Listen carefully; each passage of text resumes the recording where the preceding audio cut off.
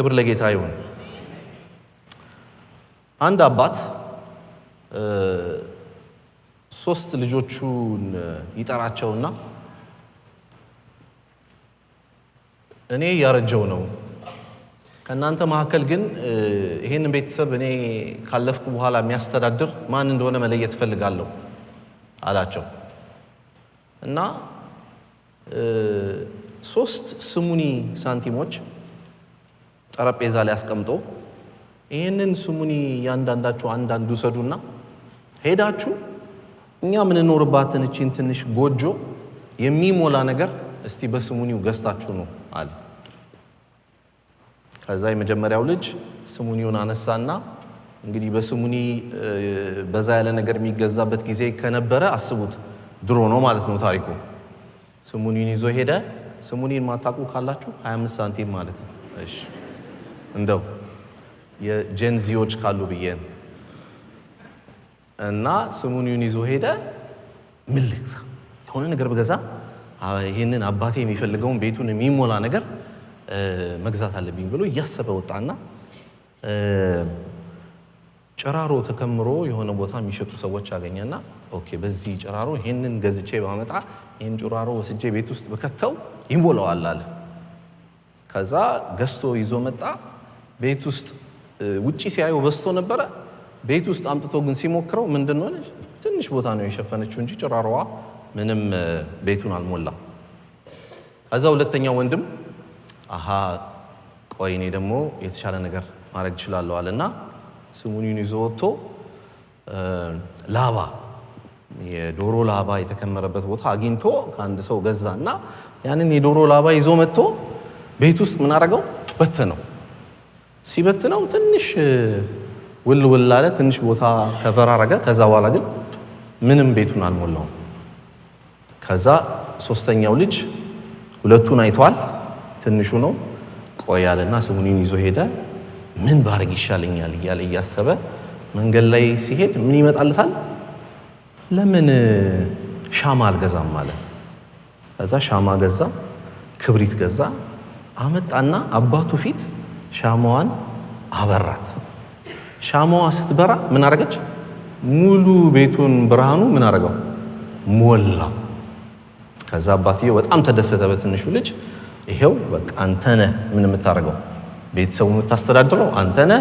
ያንተ ጥበብ፣ አንተ ውስጥ ያለው ጥበብ ነው ይሄን ቤተሰብ ወደ ተሻለ ነገር የሚያመጣው ብሎ አባትየው በትንሹ ልጁ ደስ አለ። ይሄንን ታሪክ ስነግራችሁ ይሄ ብርሃኑ ቤት ውስጥ ያለውን ጨለማ መግፈፍ የቻለበትን ሁኔታ ስትመለከቱ ዮሐንስ ወንጌል ምዕራፍ 9ን ያስታውሰናል። ዮሐንስ ወንጌል ምዕራፍ 9 ላይ ጌታ ኢየሱስ ምን ብለዋል? እኔ በዓለም ሳለው የዓለም ምንድን ነኝ? ብርሃን ነኝ። በዓለም ሳለው የዓለም ብርሃን ነኝ።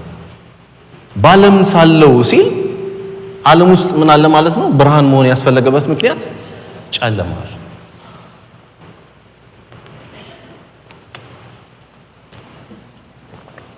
ስለዚህ ዛሬ ጠዋት እኔና እናንተ ዮሐንስ ወንጌል ምዕራፍ 9ን በምናነብበት ጊዜ እንደ ርዕስ አድርጋችሁ የምትጽፉ ከሆነ ለዓለም ጨለማ የዓለም ብርሃን ኢየሱስ ነው የሚል አሜን ነው።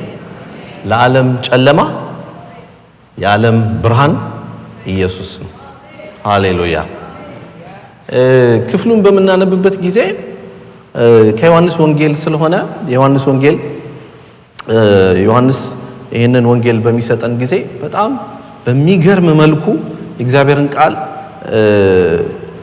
የተለያዩ ታሪኮችን፣ የተለያዩ ሰዎችን፣ የተለያዩ ምልክቶችን ያሳይና ዮሐንስ እነዛ ምልክቶች ሰዎችን በኢየሱስ ክርስቶስ እንዲያምኑና በኢየሱስ ክርስቶስ ካመኑ በኋላ ደግሞ ምን እንዲሆናቸው? ሕይወት እንዲሆናቸው ነው የጻፍኩት ይላል። ይሄ ፐርፐስ ስቴትመንቱን ዮሐንስ ወንጌልን የጻፍኩበት ፐርፐስ ስቴትመንት ምንድነው ብሎ ሲያስቀምጥ ምዕራፍ 20 ከቁጥር 30 እስከ 31 ላይ ያስቀምጠዋል። ይህንን የጻፍኩበት ታሪኮቹን ብዙ ተአምራቶችን ጌታ ኢየሱስ ሰርቷል። ግን ከተሰሩት ሁሉ እዚህ ውስጥ የጻፍኳቸውን ያስቀመጥኳቸውን እነዚህን ታሪኮችን እነዚህን ምልክቶችን ያስቀመጥኩበት ምክንያት የሚያነቡት ሰዎች ይህንን ሲያነቡ ምን ይሆናሉ ይላል? ምልክቶቹን ያነባሉ፣ ታሪኮቹን ይሰማሉ፣ ያዩና እምነት እንዲኖራቸውና ከእምነታቸው በኋላ ምን ሕይወት እንዲበዛላቸው ነው የተጻፈው ይላል። ስለዚህ በምዕራፍ 9ም ላይ ዮሐንስ የዚህን ሰውዬ ታሪክ ከልጅ ከመወለዱ ጀምሮ ምን ሆኖ አይነ ስውር ሆኖ የተወለደውን ልጅ ሰውዬ ታሪክ ሲሰጠን ዓላማው ይሄ ነው ማለት ነው። የዚህን ሰውዬ ታሪክ አንብበን ምን እንዲሆንልን እምነት እንዲኖረን፣ ከዛ ደግሞ ምልክቱ ነው እንግዲህ ይሄ ታሪኩ ነው ምልክት የሚሆነው እምነት እንዲሆንልን፣ ከእምነት በኋላ ደግሞ በእኛ ውስጥ ምን እንዲኖር ነው ሕይወት እንዲበዛ ይሄ ታሪክ ተጽፎልናል። ስለዚህ በምዕራፍ 9 ላይ ከመጀመሪያ ጀምሮ እናነባዋለን። ቆጣሪው ቆጥሯል። ስለዚህ መነጽር ማውጣት አለብኝ። አሜን ነው። እኔ ጋር የደረሳችሁ ሰዎች ማለት ነው። አሜን። ክብር ለጌታ ይሁን። እንግዲህ በዚህ ክፍል ውስጥ የተለያዩ ጨለማዎች አሉ። እንግዲህ ለዓለም ብርሃን ነው ጌታ ኢየሱስ ጨለማ የሆነው ብለን ካልን የተለያዩ ጨለማዎችን እንመለከታለን። የመጀመሪያው ጨለማ ምንድነው ብትሉ የጌታ ብርሃን ያለማወቅን ጨለማ ይገፋል። የመጀመሪያው ነጥቤ የጌታ ብርሃን ወይም ጌታ ራሱ ብርሃንነቱ ሆኖ ያለምን ጨለማ ያለማወቅን ጨለማ ይገፋል። ከቁጥር 1 እስከ ቁጥር 12 ያለው የመጀመሪያው ጨለማ ማለት እንግዲህ አለማወቅን የምንመለከትበት ነው። ወይም የተሳሳተ ግንዛቤም ልትሉ ትችላላችሁ። እናነበዋለን ከቁጥር 1 ጀምሮ። በመንገድ ሲያልፍም ከተወለደ ጀምሮ አይነ ስውር የሆነ ሰው አየ። ማን ያየው? ጌታ ኢየሱስ ነው። በመንገድ እያለፈ ምን አየ? አይነ ስውር የሆነ ሰው አየ። ደቀ መዛሙርቱም ረቢ፣ ይህ ሰው አይነ ስውር ሆኖ እንዲወለድ ኃጢአት የሰራ ማን ነው? እርሱ ራሱ ወይስ ወላጆቹ ብለው ጠየቁት። ስለዚህ ይሄንን ሰውዬ አይተውታል ጌታ ኢየሱስ፣ እነሱም አብረው አይተውታል። ያዩና ይሄ ሰውዬ ከሕፃንነቱ ጀምሮ ምን ሆኖ ነው? አይነ ስውር ሆኗል። ስለዚህ ማን ነው ኃጢአት የሰራው? ራሱ ነው ወይስ ወላጆቹ? ኢየሱስም እንዲህ ሲል መለሰ፣ እርሱ ወይም ወላጆቹ ኃጢአት አልሰሩም። ይህ የሆነው ግን የእግዚአብሔር ሥራ በእርሱ ሕይወት እንዲገለጥ ነው። ቀን ሳለ የላከኝን ሥራ መስራት አለብኝ። ማንም ሊሰራው የማይችልበት ሌሊት ይመጣል። በዓለም ሳለው የዓለም ብርሃን እኔ ነኝ። ይህን ካለ በኋላ በምድር ላይ እንትፍ ብሎ በምራቁ ምን አረገ? ጭቃ አበጀ። የሰውየውንም ዓይን ቀባና ሄደ በሰሊሆም መጠመቂያ ታጠብ አለው። ሰሊሆም ማለት የተላከ ማለት ነው። ሰውየውም ሄዶ ታጠበ፣ እያየም ተመልሶ መጣ። ጎረቤቶቹና ከዚህ ቀደም ብሎ ሲለምን ያዩት ሰዎች ይህ ሰው ተቀምጦ ሲለምን የነበረው አይደለምን አሉ። አንዳንዶቹም በእርግጥ እርሱ ነው አሉ። ሌሎቹም ይመስለዋል እንጂ እርሱ አይደለም አሉ። እርሱ ግን እኔው ነኝ አለ። እነርሱም ታዲያ ዓይኖችህን እንዴት ተከፈቱልህ ሲሉ ጠየቁት። እርሱም ኢየሱስ የሚሉት ሰው፣ እኔ እናንተን በሆን ሰው የሚለው ላይ ያሰምራል። ኢየሱስ የሚሉት ምን ሰው? ኢየሱስ የሚሉት ሰው ጭቃ አድርጎ ዓይኔን ቀባኝ፣ ወደ ሰሊሆምም ሄጄ እንድታጠብ ነገረኝ። ሄጄ ታጠብኩ፣ ማየትም ቻልኩ ሲል መለሰ። እነርሱም ታዲያ ያ ሰው የት አለ አሉት። እርሱም እኔ አላውቅም አለ። ስለዚህ ይሄ የታሪኩ ጅማሬ ነው። ደቀ መዛሙርቱ እያዩት ነው ይሄንን ሰው። ከዛ የስነ መለኮት ጥያቄ ያነሳሉ። ስነ መለኮት ጥያቄው ምንድን ነው? ይሄ ሰውዬ ምን አይነት ኃጢአት ቢሰራ ነው እሱ ወይም ደግሞ ወላጆቹ የሆነ ኃጢአት ቢሰራ ነው እንደዚህ ሆኖ ሊወለድ የቻለው? ምክንያቱም በእነሱ አስተያየት፣ በእነሱ ስነ መለኮት፣ በእነሱ አመለካከት በኋላም ራሱ የምናነበው ክፍል አለ። ከፈሪሳውያኖቹ ጋር ሲከራከር አንተ በኃጢአት ተነክረህ የተወለድክ ብለው ይከራከሩታል። ስለዚህ በእነሱ ስነ መለኮት አስተሳሰብ ይሄ ሰውዬ እንደዚህ ሆኖ ሊፈጠር የቻለው ምን ስላለ ነው? በዚህ ምድር ላይ ኃጢአት አለ። የኃጢአቱ ግን የቱ ጋር ነው ጥያቄያቸው? ማን ነው ተጠያቂው ለኃጢአቱ? ለኃጢአቱ መጠየቅ ያለበት ይሄው ራሱ ልጁ ነው ወይስ ማን? ወላጆቹ ነው። ጌታ ኢየሱስ ግን አይ ይሄ ነገር ምን አይደለም፣ የልጁም ኃጢአት አይደለም፣ የወላጆቹም ኃጢአት አይደለም፣ ገልብጣችሁ እዩት እስቲ ይልና ስለምን ያወራል? ስለ እግዚአብሔር ምን ክብር። ይሄ የዚህ ሰው እንደዚህ ሆኖ የተፈጠረበት ዓላማና ምክንያት ምንድነው? ማን ሊከብር ነው አለ? እግዚአብሔር ሊከብር ነው። እነሱ ከዘፍጥረት ጀምሮ ያለውን የኃጢአት ሁኔታ በኃጢአት ምክንያት ምድር መበላሸቷን the problem of evil ልትሉ ትችላላችሁ። እዚህ ምድር ላይ ያለ ችግር መከራ ምናምን የመጣው ከነሱ መካከል አንዱ መገለጫው ይሄ ነው ብለው የዚህ ሰው ምንድነው አይነ ስውር ሆኖ መወለድ እንዴት ሊሆን ቻለ? የሆነ ኃጢአት አለ ብሎ ይጠይቃሉ። ጌታ ግን ምን አለ? አይ ይሄ በዚህ አመለካከት ሳይሆን ማየት ያለባችሁ፣ አመለካከቱ መሆን ያለበት ተገላቢጦሽ መሆን አለበት አለ። እኔ የመጣሁት የዓለም ብርሃን ነኝ ይልና እኔ የመጣሁት ይሄንን አይነት ጨለማ ምን ላድርግ ነው? ልገፍ ነው። ሃሌሉያ ብሎ ምን ይሰራል? መሬት ላይ ተፍቶ እንትፍ አለ ነው አይደል የሚለው አይደል? መሬት ላይ ምን አረገ? እንትፍ ብሎ ጭቃ አበጀና ጭቃውን ወስዶ ምን አረገው? ሰውየው አይን ላይ ቀባው። ጌታ ኢየሱስ ታምራትን ለማድረግ ጭቃ ያስፈልገዋል ወይ ምናምን ብላችሁ ጠይቃችሁ እንደሆነ አላውቅም። እንደኔ አንተ አይን ብራ ቢለው አይበራም እንዴ? ይበራል አይደል? አሁን ታዲያ ለምንድን ነው ጭቃ መስራት ያስፈልገው? አይኑ ላይ መቀባት ያስፈልገው? ከዛ ሄደ ታጠብ ያለው ለምንድን ነው ብላችሁ ስትጠይቁ የሆነ ነገር ምን እያደረገን ነው? ከዚህ ውስጥ መማር ያለብን ማየት ያለብን ቆም ብለን ማሰብ ያለብን ይመስለኛል። ከኔ ጋር ናችሁ አይደል? ቆም ብለን ለምንድን ነው በእንደዚህ አይነት መልኩ ምን ማድረግ የፈለገው? መፈወስ የፈለገው? ኃይል ሁሉ የሱ ነው፣ ጉልበት ሁሉ የሱ ነው አይደል? ፈጣሪም ነው አይደል? ስለዚህ ተናግሮ ምን ማድረግ ይችላል? መፈወስ ይችላል። አርጓል ሌላ ቦታ ላይ። እዚህ ላይ ግን ምን አረገ? ጭቃ በጅቶ አይን ቀብቶ ሄደ ታጠብሎ እንትፍ ሲል ምንድን ነው? ሰውነቱ ነው የምናየው። ልክ ነኝ መቼም አሁን ሰው መሆኑን የሚጠራጠሩ ሰዎች ካሉ የእግዚአብሔርን ቃል በተመለከተ ኢየሱስን አምላክ ብቻ ነው ብሎ የሚከራከሩ ሰዎች ካሉ ምን አረገ ኢየሱስ? ተፋና መሬት ላይ ምን አረገ? ጭቃ አበጀ። ሙሉ ሰው ነው ማለት ነው። አሜን። መገለጫው ምን አረገ? እንትፍ ብሎ ምን አረገ? ጭቃ አበጀ።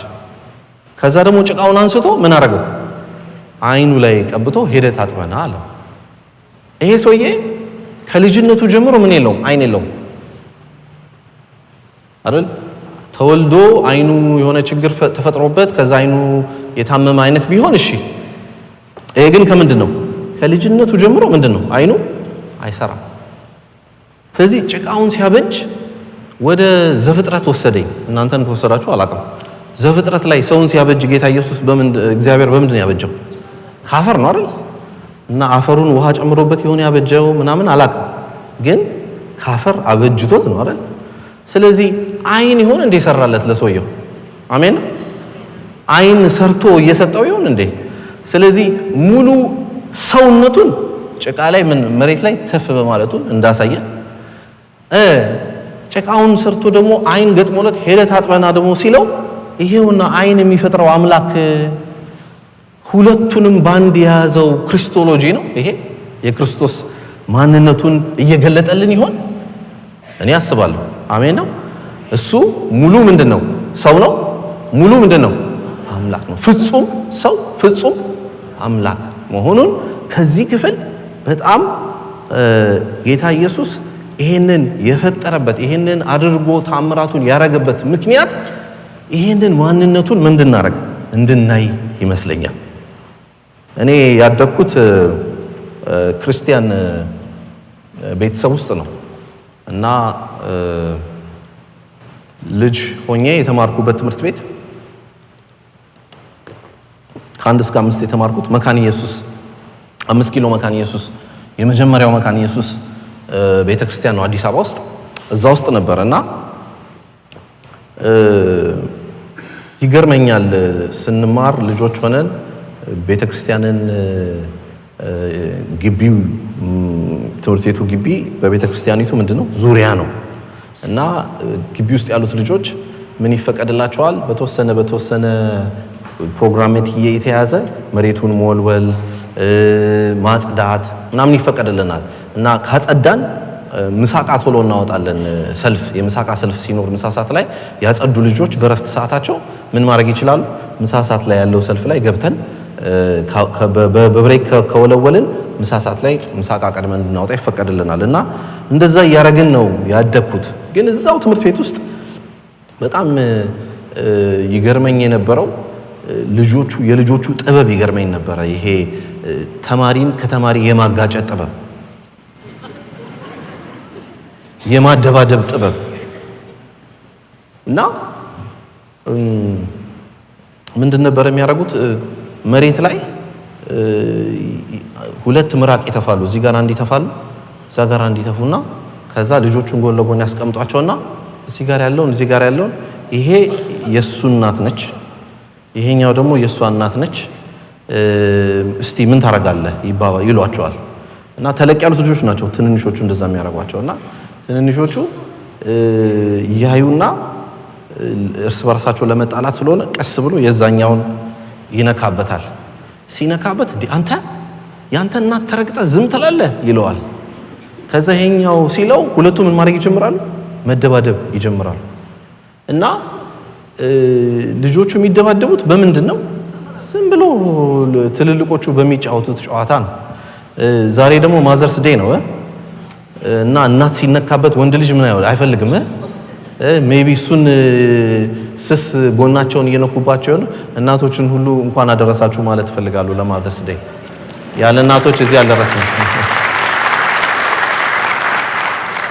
እንኳን ኖራችሁልን እናቶች ሃፒ ማዘርስ ዴይ እና ልጆቹን በእናታቸው ነው ምን የሚያረጓቸው የሚያጋጯቸው እና የሚያጣሏቸውና ክፋት ትላላችሁ ጨለማ ትላላችሁ ህፃናት ልጆች ናቸው እኮ ከኤሌመንተሪ ትምህርት ቤት ነው እንግዲህ ያስቡትና ኤሌመንተሪ ትምህርት ቤት ላይ ልጆች እንደዚህ አይነት የማደባደብ ክፋት ጨለማ ልክ አሁን ይሄን ልጅ አይተውት ከልጅነቱ ጀምሮ ምንድነው አይነ ስውር ሆኖ መወለዱ የምንድነው የክፋትና የጨለማ መገለጫ የኃጢአት መገለጫ ነው ብለው እንደተናገሩት ማለት ነው ክርስቶስ ግን ምን አላቸው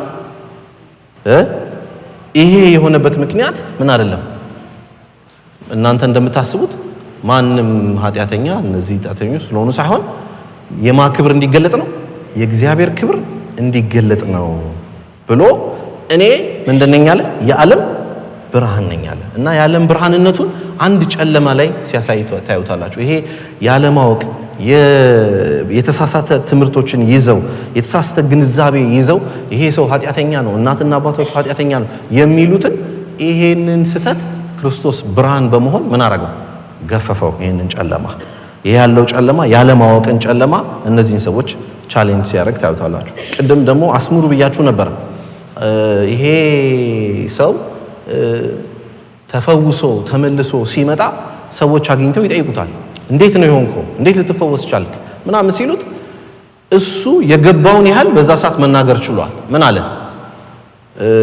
አይኑ በርቶለታል ስጋዊ አይኑ በርቶለታል ስጋዊ አይኑ በርቶለት ማን ነው ያበራልህ ብሎ ሲጠየቅ ኢየሱስ የሚባል ምን ሰው እና ይሄንንም ቃል ሲጠቀም ዮሐንስ አውቆ ይመስለኛል እናያለን በዚህ ሰዓት ላይ ሰውየው ስጋዊ አይኑ ብቻ ሳይሆን መንፈሳዊ አይኖቹስ እንዴት ነው የሚበሩት የሚል ጥያቄ ፕሮግሬሲቭ የሆነ ታሪኩን እያነበብን ነው ስንሄድ ምን እንመለከተው ነገር አለ አሁን በዚህ ሰዓት የገባው ምንድነው ኢየሱስ የሚባል ምን ሰው እኔና እናንተን አሁን ቅድም መተን ተመልሰን ጭቃውን ፈጠረ ምናምን የሚለው ሙሉ ክርስቶስን በተመለከተ እዚህ ውስጥ ክርስቶሎጂን የሆነ ክርስቶስን የሚገልጥ ነገር አመጣን እንጂ ይሄን ሰውዬ ስታዩት ያየው ምንድነው አንድ ሰው መጥቶ ጭቃ ተፋ አይኔ ላይ ቀባኝ ተሻልኩ ከዛ ምን ሆነ ነው ሲባል እኔ ማቀው ኢየሱስ የሚባል ሰው ይሄን አርጎልኛል ነው ይላል። እንቀጥላ ታሪኩን። እዚህ ጋር አልቆመም ታሪኩ አይደል? ከቁጥር 13 እስከ 34 ደግሞ ሌላ ጨለማ ዲል ሲያረግ ታዩታላችሁ። ጌታ ኢየሱስ የዓለም ብርሃን የሆነው በዓለም ውስጥ ካሉ ጨለማዎች መካከል ሌላኛው ጨለማ የይሉኝታ ጨለማ ነው።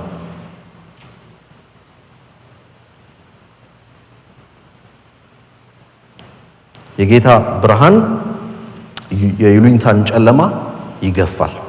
ከቁጥር 13 እስከ ቁጥር 34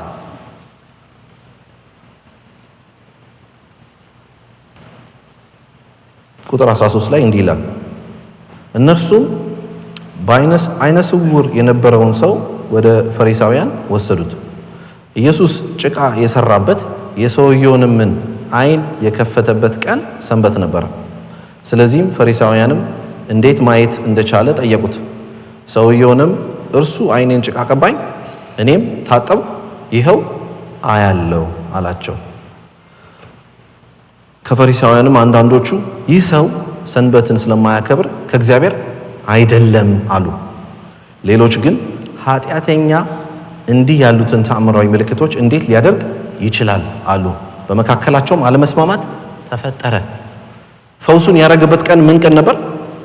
ሰንበት ቀን። ስለዚህ የሰንበት ቀን ላይ ሄዶ ታጥቦ ሲመጣ ሰዎቹ ተፈውሷል ካሉ በኋላ ወደ የተወሰዱት ወደ ፈሪሳውያን ወሰዱትና የሰንበት ቀን ላይ ስራ የሚሰራ ሰው ምንድን ነው?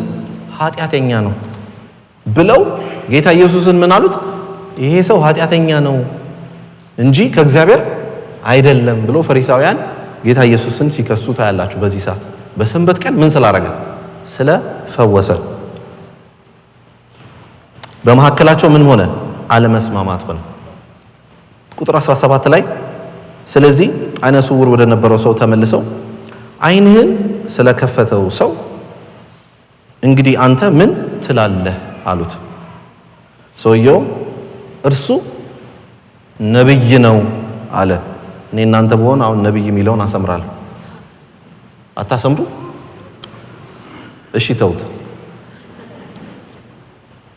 ምን አረገ ሰውየው? እርሱ ምንድነው አለ?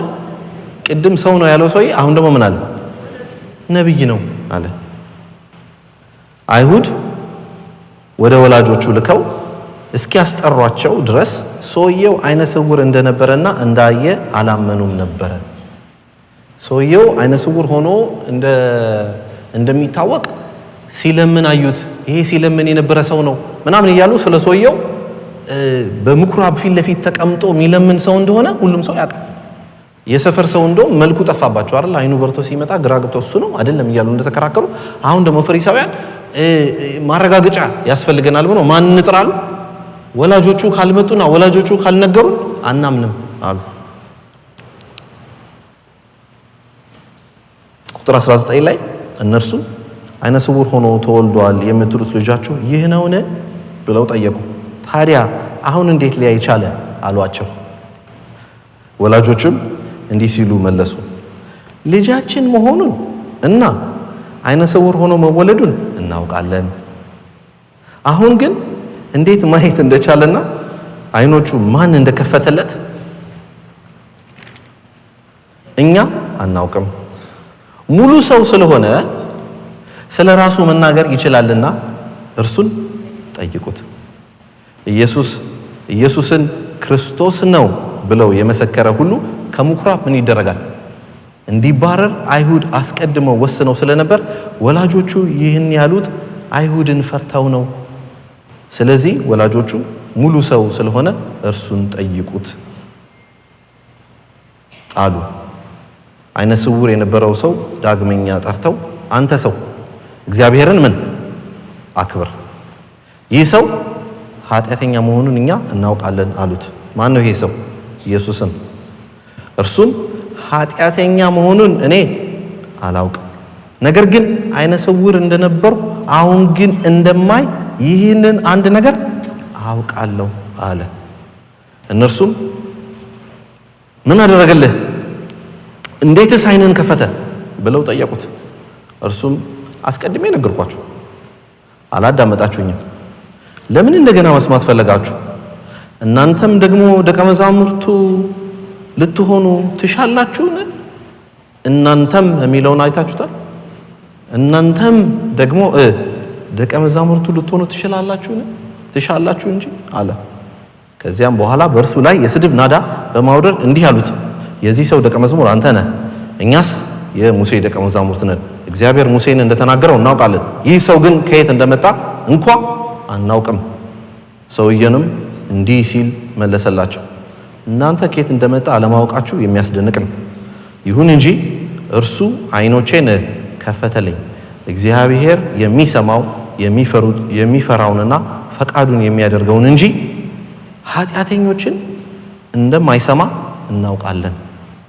ዓይነ ስውር ሆኖ የተወለደ ሰው ዓይን የከፈተ አለ ሲባል ከዓለም ከተፈጠረ ጀምሮ ማንም ሰምቶ አያውቅም። ይህ ሰው ከእግዚአብሔር ባይሆን ኖሮ ይህንን ማድረግ ባልቻለ ነበር። እነርሱም ሁለንተና በኃጢአት ተነክሮ የተወለድክ አንተ እኛን ለማስተማር እንዴት ትደፍራለህ ሲሉ መለሱለትም አባረሩትም።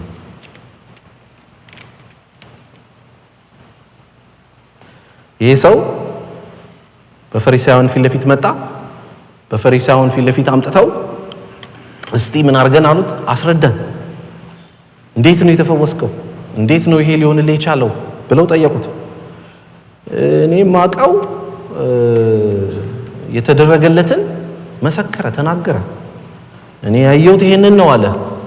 የተደረገልኝ ይሄ ነው ብሎ ሲያወራ ሊቀበሉት ስላልፈለጉ ወላጆቹ ድረስ አስጠርተው ወላጆቹ እንዲናገሩና ወላጆቹ እንዲያስረዱ ፈለጉ።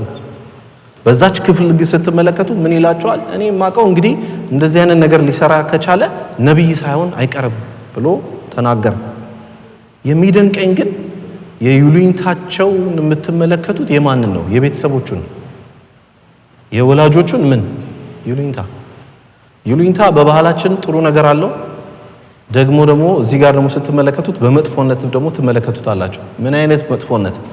እነሱ ሲወለድ ጀምሮ ይሄ ልጃቸው ምንድነው ዓይነ ስውር እንደሆነ እሱን ለመርዳት እሱን ሙሉ ሰው እንዲባል ያልሞከሩት ያልሰሩት ነገር የለም። ሜቢ እንደው ማሳከሙት ሊሆን ይችላል፣ ብዙ ነገር አድርገው ሊሆን ይችላል። ግን ተፈውሶ ሙሉ ሰው ሊሆንላቸው አልቻለም። ምኩራብ በራፍም የተቀመጠበት ምክንያት ምን ስለሆነ ነው? ሙሉ ሰው ስላልሆነ ነው። ምኩራብ ውስጥ መግባት የማይፈቀድለት ሰው ነው። ለምን? አካለ ጎዶሎ ስለሆነ በአይሁድ ባህል። ስለዚህ ምንድነው? ውጭ የተቀመጠ ነው። ውጭ ሆኖ ምን ያደርጋል? ይለምናል። ይሄን ሁሉ ህይወቱን ዘመኑን እንደዚህ የሆነው ልጃቸው ተፈውሰው ሲያዩ እኔና እናንተ ምን ጠብቀው ምንድነው? ጭፈራ አይደል? ደስታ አይደል? አምልኮ፣ እግዚአብሔር ድንቅ አረገልን ብለው ምን የሚያረጉ ያሉ የጮሁ ሰፈር ውስጥ ምን ያረጉ? ጌታ ይመስገን እግዚአብሔር ይሄን አረገ ምናምን እያሉ እየጮሁ እንዲሄዱ ነበር ምን ጠብቀው። ለምን? ታምር ስለተደረገለት። ካፋቸው የሚያወጡት ቃል አለ። ምን ይላሉ? ሙሉ ሰው ስለሆነ እሱን ጠይቁታል። ድሮ እኮ ማለት አይችሉም። ይሄን ድሮ ሙሉ ሰው ስለሆነ እሱን ጠይቁት ማለት አይችሉም። ሙሉ ሰው ያረገው ጌታ ኢየሱስ እሱን ማመስገን ሲገባቸው ለሱ ክብር ማምጣትና ይሄ እውነት መሲሁ ይሆንን የእግዚአብሔር የላከው ነፃ ሊያወጣን ከጨለማ ሁሉ ሊያወጣን ብርሃን የሆነው እሱ ነው ብለው ወደሱ መጠጋት እሱን ማምለክ ሲጠበቅባቸው እነሱ ግን ይዟቸው ይሉኝታ ምን አሉ? ከማህበሩ ምን ያረጋል? ስለሚባረሩ ከእድር ስለሚባረሩ እንበል ከሰፈር እድር ምን አሉ? እሱን ጠይቁት ሙሉ ሰው ሆኗል። የሚገርም የሚያሳዝን ጨለማ። ከዛ በኋላ በቃ እሺ ብለው እናንተን ተው አሏቸውና እናቃለን የሚሉት ነገር ከዘረዘሩ በኋላ እሺ እናንተን ተውና እሱን እናናግረው ብለው እሱን ደግመኛ ይጠይቁታል። አሁንም ምን አሉት? እግዚአብሔርን ምን አርግ? አክብር። ምን ብለህ? ኢየሱስ ኃጢአተኛ ነው ብለህ መስክር ብለው ይጠይቁት። እሱ እኔ እንግዲህ አንድ ነገር ነው ማውቀው አለ። አይነ ስውር ነበርኩኝ አላይም ነበር። እሱ በህይወቴ ላይ መጣ አይደል? ተገናኘው ከሱ ጋር። አሁን ወደ ምን መጣው? አሁን አያለዋል። ሃሌሉያ። እኔ ማውቀው ይሄን ነው። ይሄን ነው ማውቀው። እንደዚህ የማልጠቀም ሰው ነበር። ከሱ ጋር ተገናኘው። አሁን ምን ሆነ? ሙሉ ሰው ነውና ከእናንተ ፊት ሆኖ መጠየቅ ትችላላችሁ ለመባል በቃው።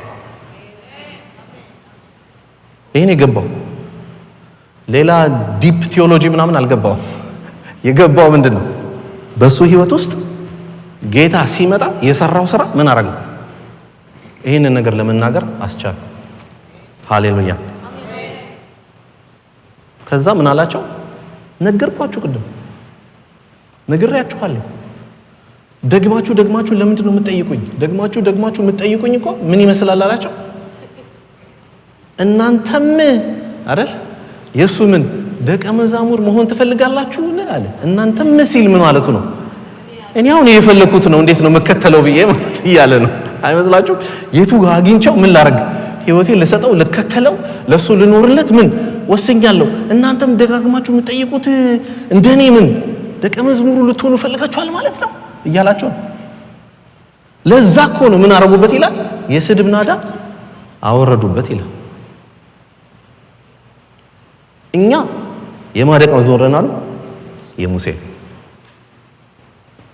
አንተ ግን የማን የዚህ ሰውዬ ደቀ መዝሙር ልትሆን ትችላለህ አሉት። ከዛ ሚገርም የቤተ መቅደስ በራፍ ላይ ቁጭ ብሎ ሲሰማ ይሄ ሰውዬ በደንብ ይሰማ ነበር እንዴ ብላችሁ ትጠይቃላችሁ። ውስጥ ካሉት ራሱ የተሻለ ይሰማ ነበር እንዴ? ምክንያቱም ውስጥ ያሉት የእግዚአብሔር የክብሩ መገለጫ የመንግስቱ መገለጫ አይደል? ጌታ ኢየሱስ ታምራትን በዚህ ምድር ላይ በሚያደርግበት ጊዜ ዓላማው የሚሆነው ምንድነው? የእግዚአብሔር መንግስት መታለች ማለት ነው። አጋንንትን ሲያስወጣ ምንድነው አለ? የእግዚአብሔር መንግስት ምን አለች? መታለች ማለት ነው እናንተ ጋር። ፈውስ ሲሆንም ምን ሆኗል ማለት ነው? የእግዚአብሔር መንግስት መታለችና ሊሰማችሁ፣ ልታዩት፣ ልትረዱት ይገባል ብሎ ይጠይቃቸዋል። ፈሪሳውያኑ ኢየሱስን ጋር ሲያወሩ ሲነጋገሩ ያ ክብር ያ የእግዚአብሔር መንግስት የሚጠበቀው የእግዚአብሔር መንግስት መጥቶ አይሰማቸው። ይሄ ሰውዬ ግን ምን ሆኗል? ፈውስን ስላገኘ ምን ሆኗል? አይ እቺ ነገር ምን አለች? የሆነ ነገር አለ ብሎ ሸቶታል። የሆነ ነገር ተሰምቶታል ማለት። ከዛ ምን አለ? እኔ ደቀ መዝሙሩ እንደሆንኩ እናንተም ደቀ መዝሙር መሆን ፈልጋችኋል ወይ ብሎ ሲጠይቃቸው ታያላችሁ። እና የተናገረው ነገር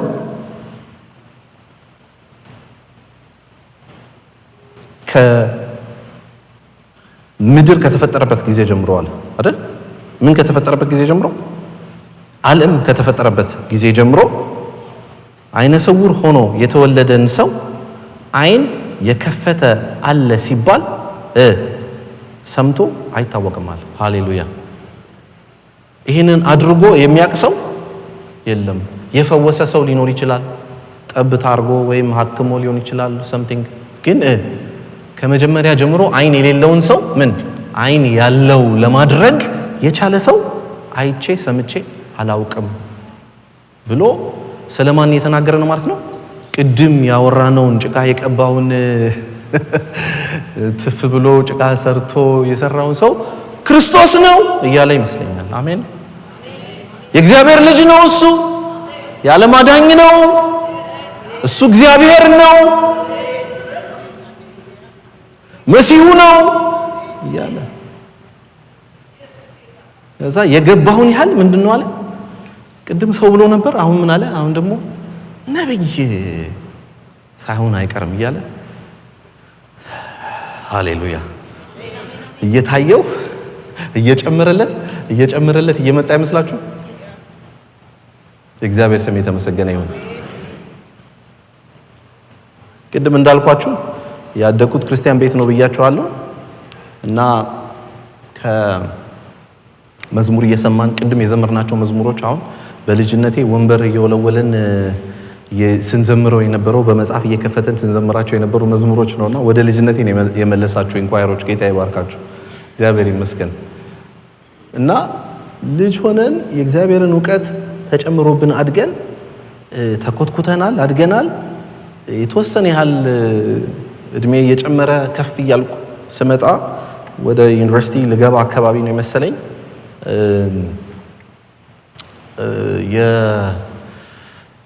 ምን አይነት ቃል ልጠቀም፣ የመፈንዳት አደጋ ደርሶብኝ ነበር።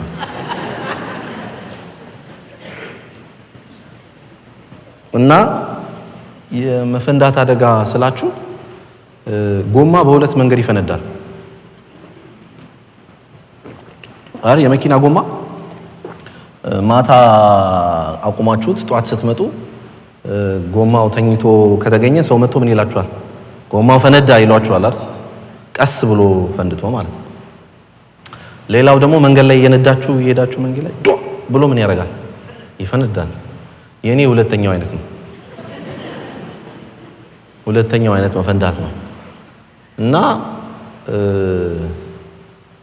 የእግዚአብሔርን ነገር እየተው ወደ ምን ወደ ዓለም የሆኑ ነገሮች ውስጥ ፓርቲሲፔት ማድረግ ጀመርኩ።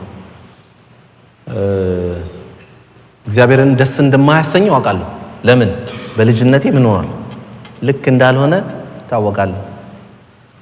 ሲጋራ አጭሼ ከመጣው ቤት ሲጋራ ትርፍ ሲጋራ ይዤ አልገባም። ቤት ሰባብሬ ነው ገባው እንጂ አይገኝም። እና እናቴ በኋላ ከብዙ ጊዜያቶች በኋላ ስትነግረኝ እኔ እኮ ሰማለሁ ሲጋራ ታጨሳለህ ብለው ሰዎች ይነግሩኛል።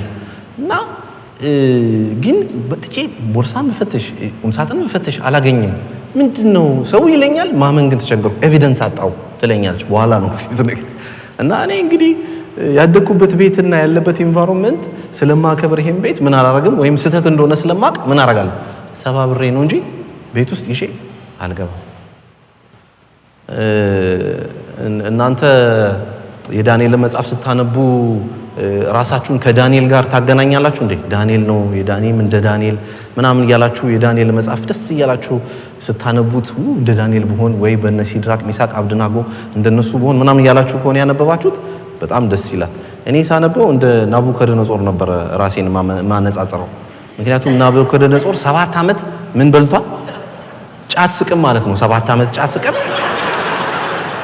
እንደ ናቡከደነጾር ምን በብላት ማለት ነው? ጫት ማለት ሳር ማለት ነው።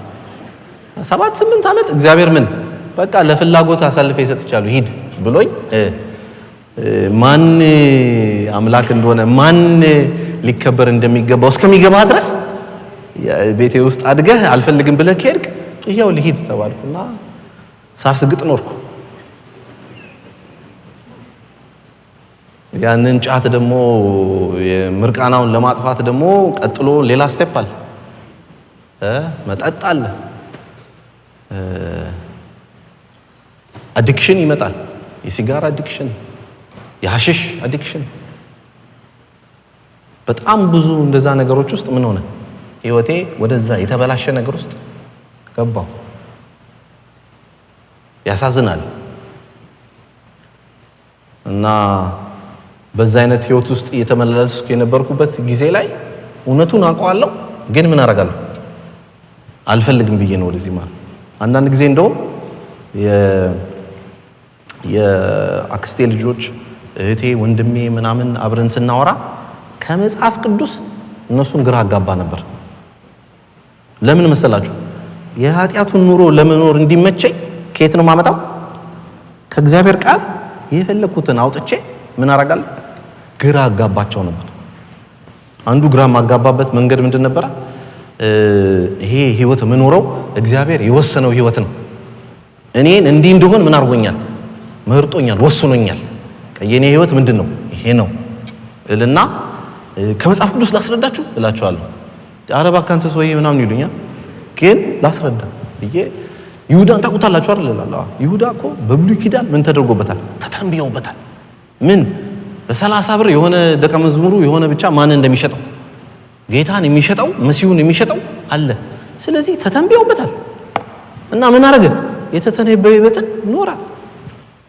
ስለዚህ እኔም የኃጢአት ህይወት ምን እግዚአብሔር ወስኖልኛል። አሁን ምን ላርግ? የኃጢአት ህይወቴን እኖራለሁ። ይህ ልጅ ሊያብድ ነው ይላሉ። ግራ ይገባቸዋል። አንዳንዶቹ እኔ ካንተ ጋር መከራከር ባልችልም ባይገባኝም ልክ እንዳደለህ ግን አውቃለሁ ብሎ ባይገባኝም ካንተ ጋር መከራከር ባልችልም ምን ልክ እንዳደለህ ግን አውቃለሁ ብሎ የሚከራከሩ ነበር። ጨለማ አይደል? የሚገርም አይነት ጨለማ። እዛ ውስጥ ደግሞ ምገባውም በይሉኝታ ምክንያት ነው።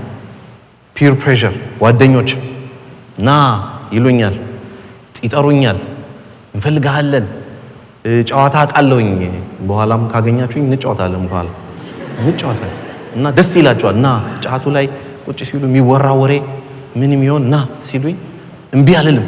ምን አደርጋለሁ? እሺ ብዬ እመጣለሁ። ምግብ እየበላሁ ከሆነ ከጠሩኝ ትቸው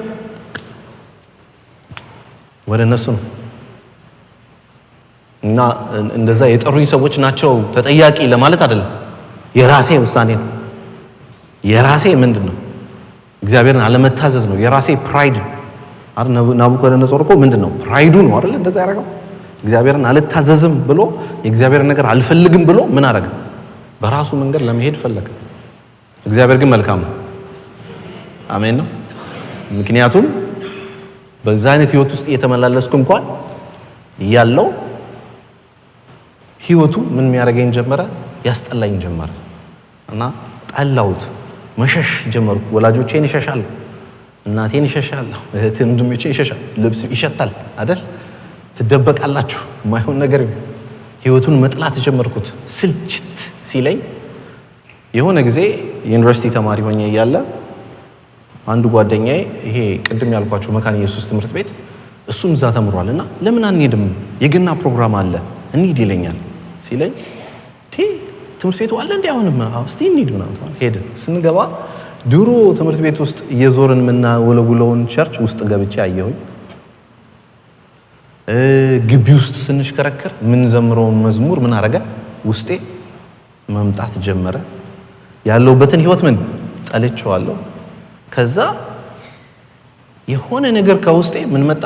እንደ ጸሎት አይነት ለማንም ያልተናገርኩት ጸሎት በውስጤ ጌታ ሆይ ያለውት ህይወት አስጠልቶኛል። እኔ ያለውት ካንተ ርቅ ያለው ግን የምትሰማኝ ከሆነ ወደ ልጅነቴ ብትመልሰኝ እፈልጋለሁ አልኩ። እኔ ትዕቢተኛው ከሱ የሸሸው አይደል? የእግዚአብሔርን ቃል የሚሸቃቀጥ ለራሴ መቾት አይደል? ስለዚህ እንደኔ አይነት ሰው እግዚአብሔር ምን ያደርጋል? ሊሰማኝ አይችልም መቼም በሚል ግን በውስጤ ምን አደረኩ? ጸለይ። ከተወሰኑ ጊዜያት በኋላ እህቴ ቤተክርስቲያን ልትሄድ ስትወጣ ጧት እሑድ ጧት ና እንሂድ ቸርች ስትለኝ ትሞክራለች ሁሌ። ና እንሂድ ስትለኝ እምቢ አልኳት። ሂጂ አንቺ እኔ አልሄድም ምናምን አልኳት። ከዛ እሷ ተነስታ ወጥታ ሄደች። ለእህቶችን ጌታ ይባርካቸው። አሜን። እህቶቻችንን እህት ያላችሁ ጌታን አመስግኑ። እንሂድ ብላ ቢያልኳት ሄደች። ከዛ እኔ ስወጣ ጧት እሑድ ጧት ስለሆነ ሪፖርተር ጋዜጣ እያነበብን ነው፣ ሲጋራ እያጨስን ማኪያቶ የምንጠጣው። ስለዚህ ጓደኞቼን ፍለጋ ስወጣ አጣዋቸው። ሳጣቸው እሷ እንሂድ ብላኝ የለ እንዴ ለምን አልሄድም እሷ ጋር ልከተላት ምናምን አልኩና ስሄድ ከእሷ ጋር እመለሳለሁ ብዬ ቸርች ሄድኩ እና ገባው ቁጭ አልኩ። በኋላ አገልጋዩ የተጋበዘው አገልጋይ ስለ ወጣቶች ይቃትታል። በቃ ወጣቶችን በተመለከተ ይጸልያል። ተመለሱ ይላል። እግዚአብሔር ይወዳችኋል፣ ምሕረት ያደርግላችኋል፣ አሁንም ተስፋ አላችሁ፣ ግድ የላችሁም፣ እግዚአብሔርን አታሳዝኑትም፣ እሱ ይወዳችኋል፣ አባታችሁ ነው፣ ተመለሱ እያለ መንፈስ ቅዱስ አይደል ያስቃትተዋል። ሲያስቃትተው ቆየና መጨረሻ ላይ የሆነ ሰዓት ላይ ያላችሁ ወጣቶች እስቲ እንዲጸልይላችሁ የምትፈልጉ ወደፊት ነው ማለት። ከዛ አንድ ግሬን እንዲህ አልኩና ተመለስኩ።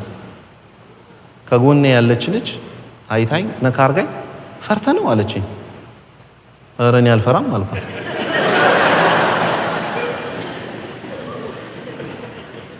እኔ ቤተክርስቲያን በራፍ ላይ ቤተክርስቲያን መሬት መወልወልና ፑልፒት ጋር መምጣት እንትን ማድረግ ያደኩበት ነው። እኔ አልፈራም። አሳይሻለሁ ብዬ ለሱ አለን ይወጣው ፈራትልኛል እንዴ? ተነስቼ ወደ ፑልፒቱ መጣ። ተደረደረን። ይጸለያል።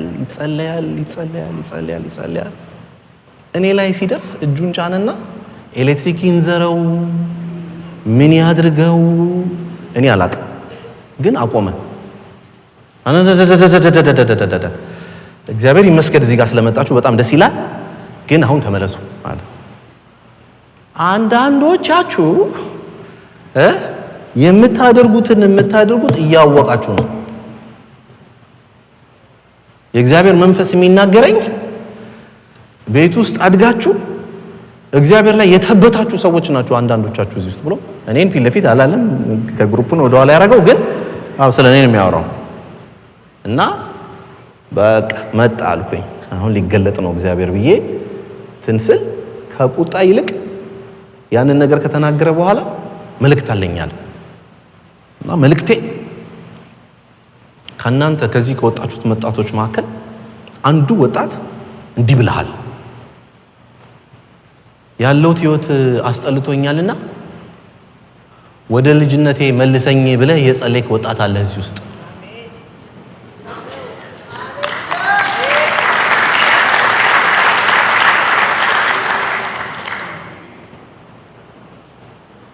እኔን ይሰማኛል። እኔ ትዕቢተኛው ነው። እኔ የሱን ቃል መሸቃቀጣው ነው። እኔ ቤት ውስጥ አድጌ የተበትኩበትን እኔ ቤተሰቦቼ ለፍተው ያሳድጉኛል የተባለውን ጥሩ ቦታ ይደርስልኛል ያለውን እነሱን የማሳዝነውን ሰውዬ እኔን እንዴት ሊሰማኝ ይችላል? ምን አይነት አምላክ ነው? ወገኖቼ እኔን የሰማ እናንተን ይሰማችሁ። ወጣቶች ካላችሁ እዚህ ውስጥ እሱ መሐሪ ነው። እሱ ቸር ነው።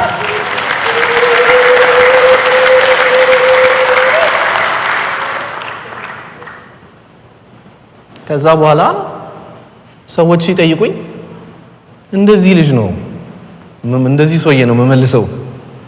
ምን ሆነ ነው የተቀየርከው አንተ? ድሮ ከኛ ጋር ጫት የምትቀመው ከኛ ጋር የምትረው አልፈልግም ትለናለህ እንዴ? የት አለህ ሲሉን እኔም ማቀው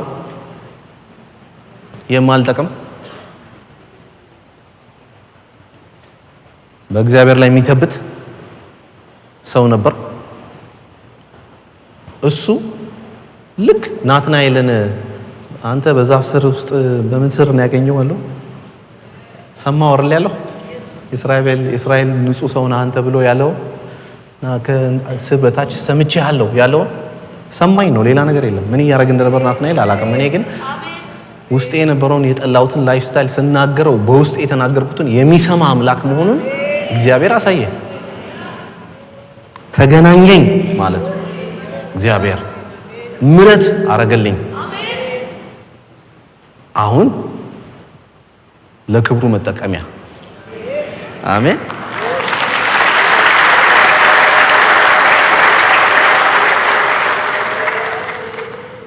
የእግዚአብሔር ስም የተመሰገነ ይሁን። እሱ ትልቅ አምላክ ነው። እሱ መሐሪ አምላክ ነው። እሱ ጨለማችንን የገፈፈ አምላክ ነው። የይሉኝታን ጨለማ የገፈፈ አምላክ ነው። ከዛ በኋላ ቤተክርስቲያን ሲሄድ ባይብል በእጁ ይዞ መሄድ የሚያፈር ምናምን አይደለም። እኔ ይዤ ፊት ለፊት እያልኩ ለምን ህይወት ያለው እዚህ ውስጥ ነው። በዚህ ውስጥ ነው የሚናገረው እሱ። ከዛስ ትንቢቱን ሲናገር ሰውየው መጨረሻ ላይ ያለው እኔ ወደ ልጅነትህ መልሰሃለሁ፣ ከዛ ደግሞ እጠቀምብሃለሁ ያለኝ እግዚአብሔር ይመስገን። አሁን ስሙን እጠቀማለሁ። ሃሌሉያ።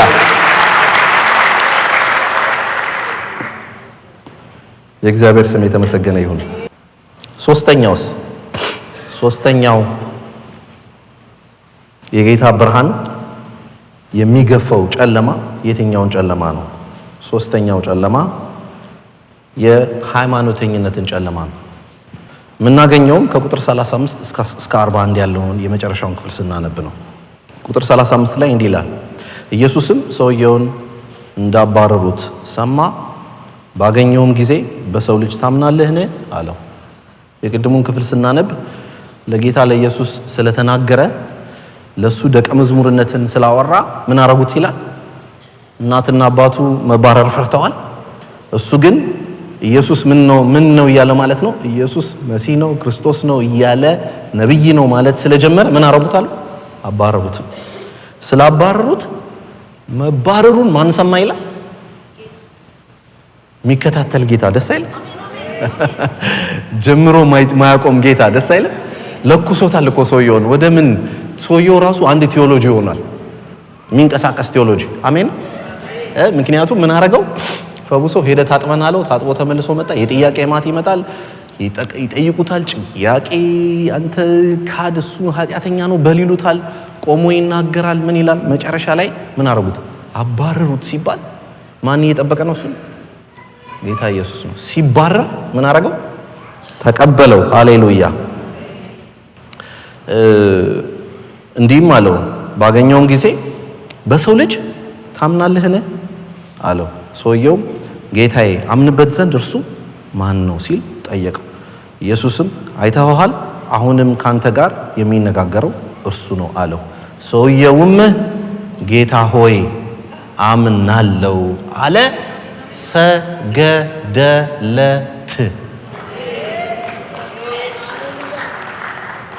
ኢየሱስም ዕውሮች እንዲያዩ የሚያዩ እንዲታወሩ ለፍርድ ወደዚህ ዓለም መጥቻለሁ አለ። ከእርሱም ጋር ከነበሩት ፈሪሳውያን አንዳንዶቹ ይህን ሰምተው ምን ማለትህ ነው? ታዲያ እኛም ዕውሮች መሆናችን ነው አሉት። ኢየሱስም ዕውሮችስ ብትሆኑ ኃጢአት ባልሆነባችሁ ነበር፣ አሁን ግን እናያለን ስለምትሉ ኃጢአታችሁ እንዳለ ይኖራል አላቸው። ስለዚህ ሰውየው ተባሯል፣ ተባሮ ወጥቷል። ጌታ ኢየሱስ ያገኘዋል። መርሳት የሌለባችሁ እዚህ ጋር ሲያገኘው ጌታ ኢየሱስን አያውቀውም። ከኔ ጋር ናችሁ? አያውቀውም። በመልክ አይቶት አያውቅም። አይኑ ከበራለት በኋላ መጀመሪያ ሲያየው እኮ ሲፈውሰው አይነ ስውር ነበራል። ስለዚህ አይነ ስውር አድርጎ ነው የላከው። ድምፁን ሰምቷል። ኢየሱስ እንደሚባል ያውቃል። ግን በመልክ ኢየሱስ ማን እንደሆነ አያውቅም። ሲመጣ ፊት ለፊት ሲያገኘው በሰው ልጅ ምን ታምናለህና አለው። ሰው ልጅ የሚለው በብሉይ ኪዳን ውስጥ በዳንኤል መጽሐፍም ላይ በሌሎችም ክፍሎች ላይ ስለማን ማለት ነው? ስለ በደመናዎች ላይ የሚራመደው የሰው ልጅ ተብሎ የሚጠበቀው የመሲሁ ምንድን ነው? ታይትል ነው። የንግስና ስሙ ነው። የሰው ልጅን የመሰለ የእግዚአብሔር ልጅ ይመጣል ተብሎ የሚነገረው ታይትሉን ነው እዚህ ጋር የሚሰጠው። ስለዚህ በሰው ልጅ ምን ታደርጋለህ? ታምናለህን አለው። ሰውየው ጌታዬ አምንበት ዘንድ እርሱ ማን ነው ሲል ጠየቀው። ኢየሱስም አይተኸዋል አለ። ሃሌሉያ። ምን አለው? አይተኸዋል አለው። ስሙ ይባረክ። እና አይተሃል የሚለው ፊዚካሊ የማየቱ ነገር ብቻ እንዳልሆነ የምታውቁት፣ ቅድም ሰው ነው ብሎት ነበረ። ቀስ ብሎ ደግሞ ምንድነው አለ? ነብይ ነው ብሎት ነበረ። አሁን ግን አይተኸዋል የሚልበት ምክንያት አይቼዋለሁ በአይኑ ማየቱ ነው። በውስጡ ግን ተጨማሪ ነገር አለ። ምን መሆኑ ነው? መሲሁን በትክክል ክርስቶስ መሆኑን ምን ሆናል? እኔ መሆኔን አይተሃል ማለቱ ነው። ይሄንን ሲለው አይሁድ ነው ይሄ ሰውዬ። ምኩራብ መደዳ ነው ተቀምጦ ያደገው። ለማንም ሰው አይሰገድም፣ ሕግ ነው። ለሰው ለሌላም ነገር አይሰገድም። የሚሰገደው ለማን ነው? ለአንድ ለእግዚአብሔር ብቻ። ስለዚህ ምን አደረገለት ይላል? ሰገደለት። ስግደቱንም ማተቀበለ። ተው አትስገዳለሁ እንዴ አላለው። ብሉይ ኪዳን ላይ አዲስ ኪዳን ላይ ታያላችሁ። እነ ጴጥሮስ ሌሎች ሁሉ ምን ያደርጋሉ? ሊሰገድላቸው ሲል ኖ እኔ እንዳንተ ሰው ነኝ አትስገድ ብሎ ያስነሳሉ። ኢየሱስ ግን ምን አደረገ? ስግደትን ለምን? ይገባዋልና። አሜን። ስለሚገባው ስግደቱን ምን አደረገ? ተቀበለ። አንድ አይሁድ ወንድ ለሰው አይሰግድም። ምን ብሎ ጠራው? ጌታዬ ሆይ አምናለሁ ብሎ ሰገደለት። ሃሌሉያ። ስለዚህ ሰው ብቻ አይደለም ጌታ ኢየሱስ፣ አሜን።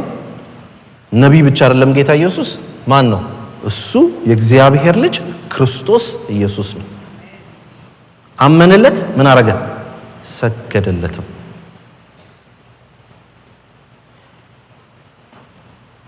ከዛ ጌታ ኢየሱስ በሚናገረው ነገር ማን አለ አብሮት? ፈሪሳውያን አሉ።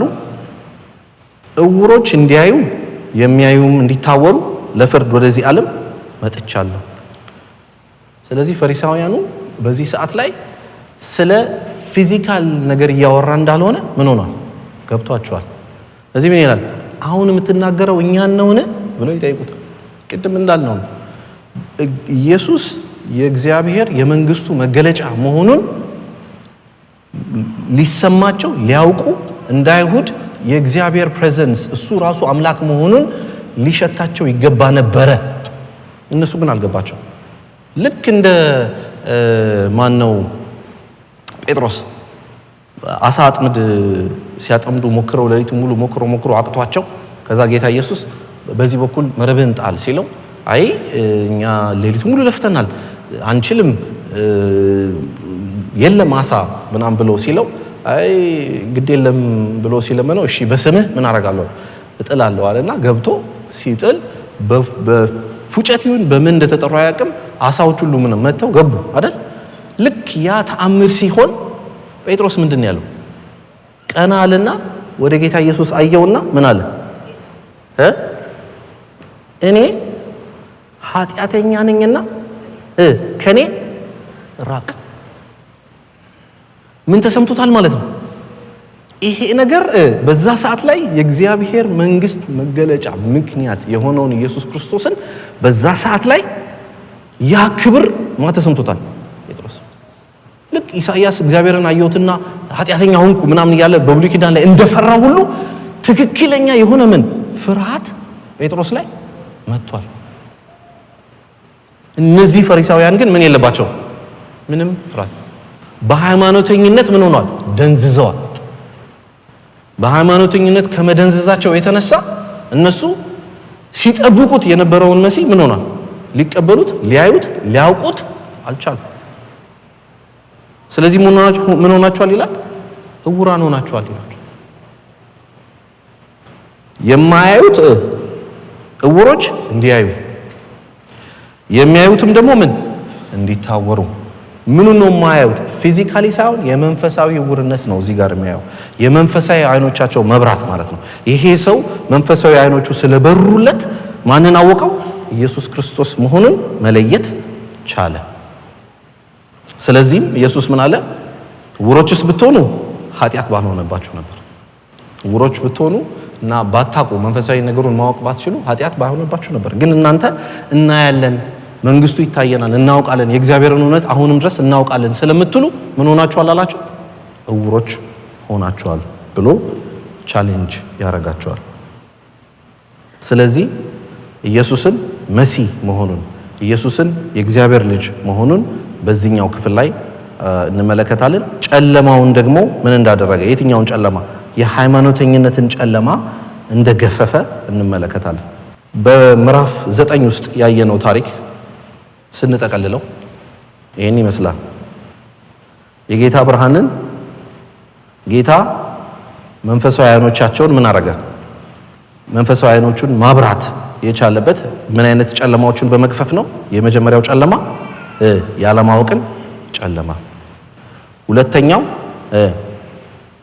የይሉኝታን ጨለማ፣ ሶስተኛስ የሃይማኖተኝነትን ጨለማ በመግፈፍ እሱ የዓለም ብርሃን መሆኑን በዮሐንስ ወንጌል ምዕራፍ 9 ጌታ ዛሬ አስተምሮናል።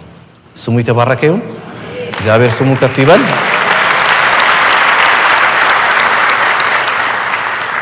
እንጸልያለን።